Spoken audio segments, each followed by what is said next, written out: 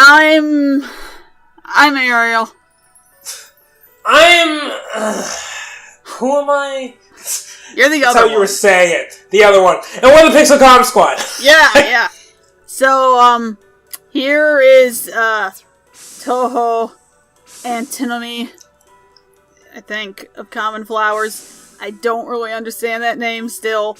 You know what, let me fucking Google it, because I'm still not 100% sure what the hell that's supposed to mean. Or what type of game? Contradiction between two beliefs or conclusions. What type of game is this? It's another fighting game. It's basically a sequel to the last fighting game, in that the urban legend incident has, tied into this one. Now, you may notice there's two different translations here. It took a while to get this working where it was actually, in English, because I don't read Japanese well enough to, translate on the fly here. And somehow I ended up with two translations. They say basically the same thing, except that you can see how one person translated it more colloquially and the other one didn't. Well, I'm just paying attention to the fact that not all the translations are fitting into speech bubbles. Yeah, the speech bubbles, they just don't fit in the speech bubbles.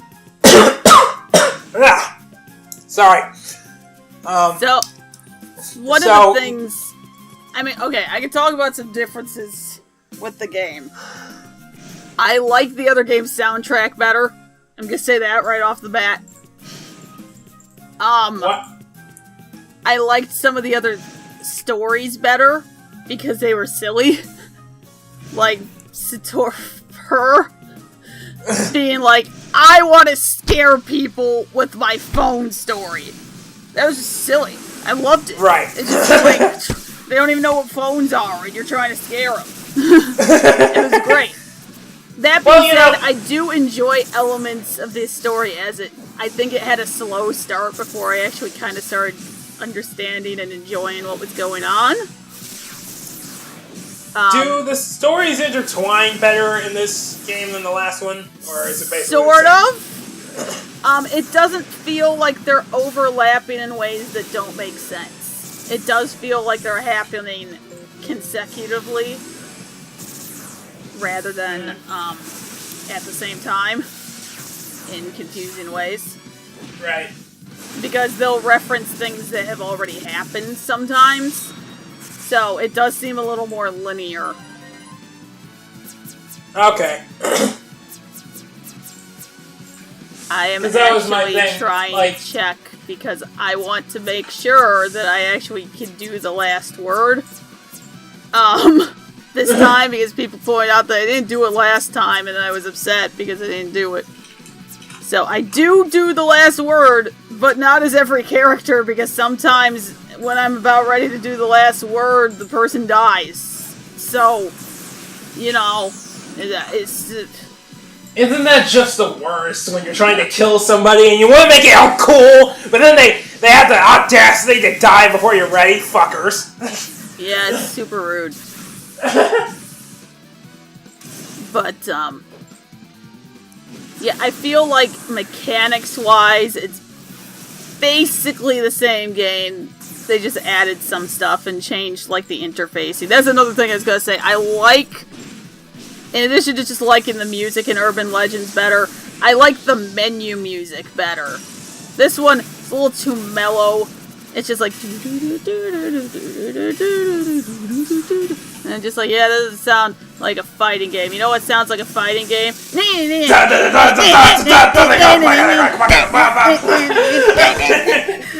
I mean, you're not wrong. You're not incorrect. But... Yeah, you know what I miss? I miss games where I would just sit on the menu screen and just listen to it on a loop. The time before YouTube, like, I used to beat games over and over just so I could hear the credits music, and now I can just look it up. Which is convenient, yeah, but there's just something like, there's something magical about beating the game again. Or having a file that you save right before the end of the game so you can beat the final boss just to hear the music. Yeah. Okay, something else that people mentioned that is definitely true is this definitely has more bullets. Definitely more bullets. No, I noticed that. It is Touhou, after all. Yes. So. But as Touhou. we all know, Soho. I am terrible at bullet hells. Just absolutely terrible. So when you saw that, were you like, oh no. Oh god. No, when they said that, like, it was on one of the Urban Legends and Limbo parts.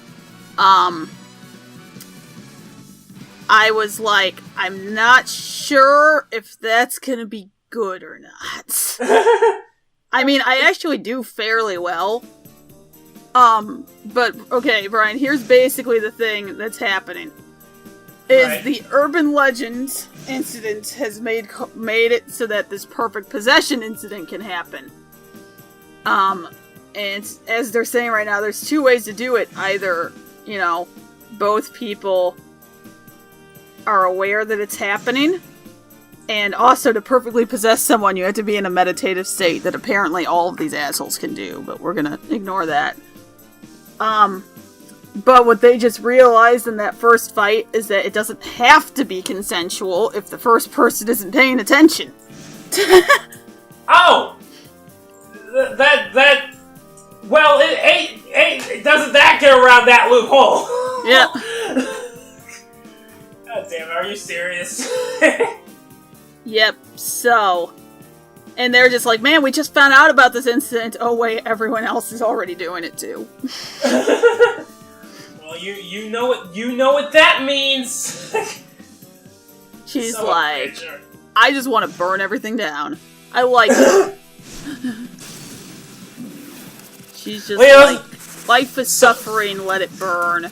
Some people like to watch the world burn, and some of those people also have tails. So, you know, don't hate. Yo, I'm taking a class about how to be a professor, even though I don't actually plan on becoming a professor. Yeah. But you never know. So I'm taking the class anyway, and one of the lectures today was talking about like mentoring across cultures. And I find myself wondering, if people had tails, would they have their own culture that I have to pay attention to? I mean, probably. Do you mean furries? No, I mean like actual tails. Yeah. Like growing out of their butts. Yeah. No, I mean like for real. Yeah. God damn it, Ariel. You know what I mean. Yes. Or whatever. Okay, one of the things that, I know it's a gameplay mechanic, but it really doesn't make sense to me, is that they have the shield up, and then when it switches master and slave, which by the way, that's the terms they decided to use. For... yeah. It's funny. I have something after this, but go on. I don't really understand that it, like, forces them to switch to the slave just so they can have the vulnerable shield. It's confusing. But anyway, go on. Well, in electrical engineering, we use master and slave a lot, actually, because in terms of like things like microcontrollers and chips that are supposed to talk to the microcontroller and give it information. So the microcontroller is the master, and all the other chips that hold data are slaves. And we also have, basically, it's a very common thing in digital logic. So I just kind of got over it. Like I was like, okay, whatever. I'm not on the chip, so. I was put off when I did my, you know, computer versus math just to get used to what was different. And I was like, excuse me, what? I mean, I don't love it, because I'm not going to go, yeah, fucking slaves! But it's fine, whatever. Yeah, it's just odd. I think there might be, like, people trying to talk about changing the terminology, but electrical engineers are the type of people who can't even have currents on schematics going in the right direction. And for people who don't know about that, in like circuit schematics, you know, we represent current in terms of the direction of arrows, but the arrows that we put on the schematics are always the opposite direction of the direction the electrons are actually going, and the electrons are the only things moving. I don't know why they decided to do that, but they did, and it doesn't make any sense to me. Just to throw everyone off. Right, so it's a mess. It really is, but it's been a mess for however long. This has been like hundreds of years. This has been the way it is. So it's not changing now. Is my point. Yeah, basically. But yeah, so that's that, I guess. But you know, whatever. But see, that's why I like electromagnetics, because electrons aren't moving through the air. It's energy fields. Ooh! Ah! Actually, that's kind of a lie. That's kind of a little bit of a lie. And here's why. It's because, I'm about to do it again, but I don't care. So when electrons move back and forth and they accelerate, what happens is they emit electromagnetic energy. And that energy gets absorbed by electrons in the air, which keep it going. So the electrons, like, also jiggle, and then they keep propagating the waves. But Brian, how does electromagnetic energy then propagate through a vacuum? Well, I'm glad you asked. If there are no electrons in the vacuum, then it just keeps going. But usually, like, electrons in the air just keep it going. And it turns out that the relative permittivity of our atmosphere is pretty much the same as it would be in a vacuum anyway. So it's fine, but, you know, in other dielectrics and things, the electrons move at different speeds and shit, so the waves get bent, and we get refraction, and it's a whole big thing. It's a whole big thing. It's where optics comes from. It's a mess. I keep saying that while I'm in my field, but it's because it's true. Okay, so, on the urban legend things, because I always talk about the Teki Teki, people mentioned, they were like, well, you know, I don't want to spoil it, but there is someone in the next game who uses the Teki Teki legends. And I was like, when this girl showed up, I'm like, okay, well, she's new, and it's almost like she's sitting on a big scythe. So I wonder if it's her. And later, I will confirm, yes. When I get to do her last word. Yes.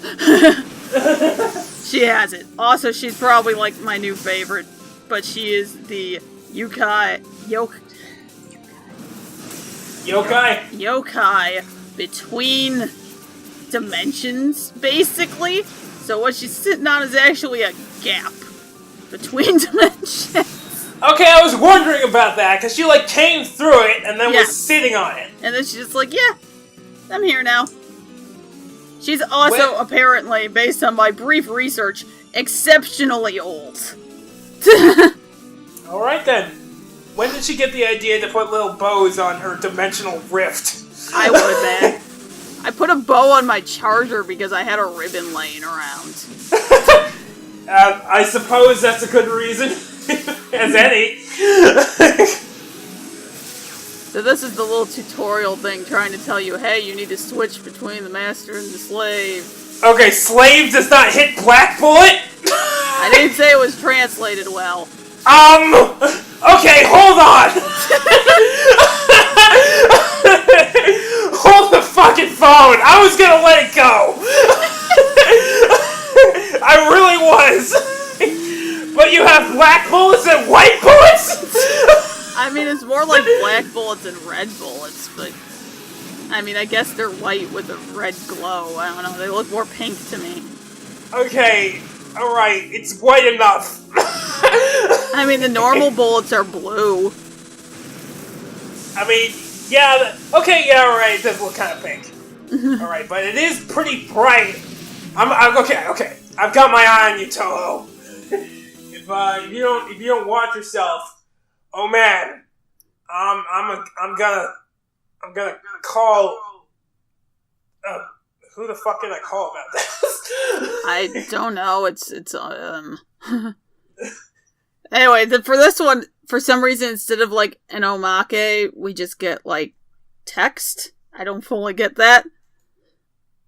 Or the omake, like the still images? The little comic things, yeah. Right. Omake are generally 4-panel comics that they put at the end of, like, manga or shit that are, like, lighthearted. So I refer to those little ending sections as omake. They may not technically be, but they seem to fit the bill. Anyway, tune in next time for more of this.